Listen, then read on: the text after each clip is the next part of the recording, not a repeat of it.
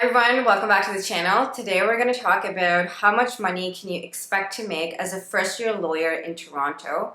We're going to do this in 5 parts. First, money expectation is different for different people. Second, we're going to talk about whether luck plays an important factor in how much money you make. Third, we're going to talk about whether making more money means that you're more successful and you have a better job. Fourth, we're going to talk about learning when to say that this is enough.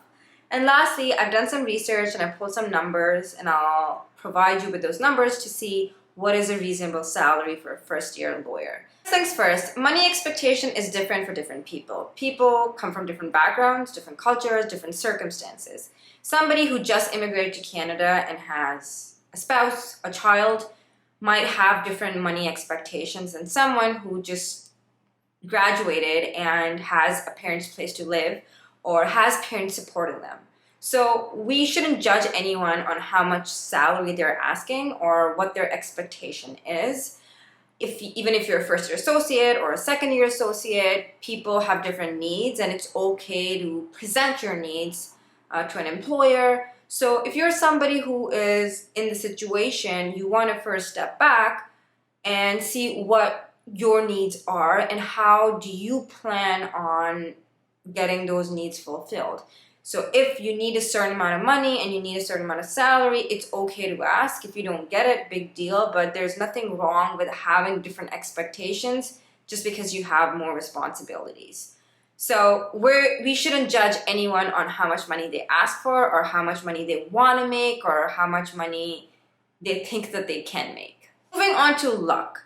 A lot of people don't talk about this, but to be very honest with you, luck plays an important role in the job you get, the amount of money that you make, and a lot of different things in your life. Of course, you need to be talented, you need to have the skills, you need to work hard, but some people are lucky and there's nothing you can do about it.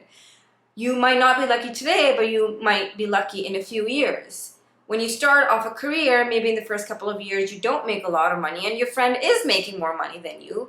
Big deal. Maybe after a few years you make more. So always remember that when you are asking for a salary and maybe you're not getting it, it's okay to, look at other things and see if that job or that salary makes sense to you.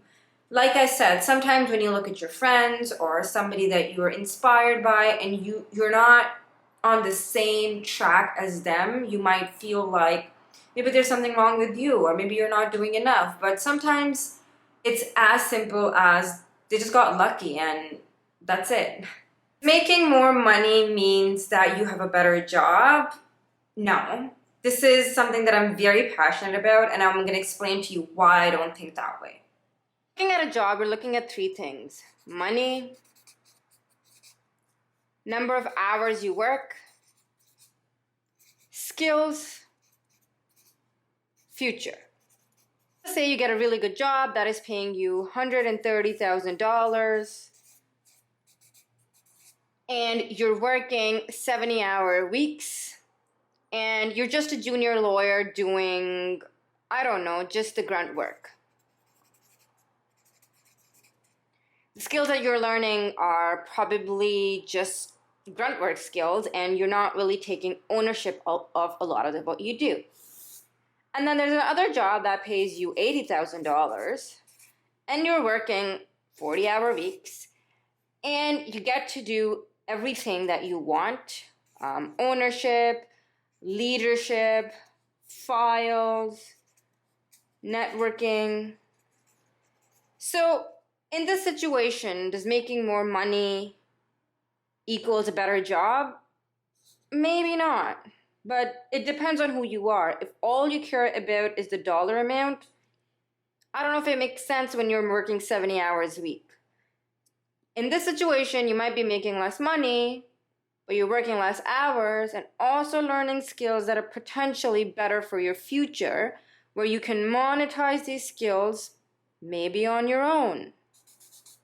So a lot of times people only look at this aspect, whereas when you're looking at a salary, you also got to look at how much hours are you going to put in your job. Remember, money equals time. If you're spending your entire day on a job that pays you 130, is it really worth it? So as I said, does making more money mean you're more successful or you're getting a better job? It really depends on your priorities. As I showed you, for me, the number of hours that I work and the skills that I'm getting are more important, just because you have to look at a long-term plan. If you're only getting skills that are only going to get you to a few places, is that money worth it or not? So just be mindful of all of the other things than just looking at what is your salary. For when do you say that this is enough for me? So this is something that I've struggled with when I started working as a lawyer, and during my first year as a lawyer, my salary was a base salary, and then on top of that, I was getting a commission if I worked more, or if I, if I do some more files. And I found that because I was always given an opportunity to make more money, I always took it. Even though maybe I didn't need it, or maybe I didn't think, maybe it was actually just making my life more stressful, but I still took it because I always felt like the money that I have is not enough, even though it was enough. So when do you decide what amount of money is enough for you? Because you'll get to a point where you're making a lot of money and you can afford all the luxury that you want, and you're still going to want to be like, oh, maybe I should make a little bit more. So always be mindful of this trap, especially when when you're compensated in a way where you will always want to work more, or you will always want to do more.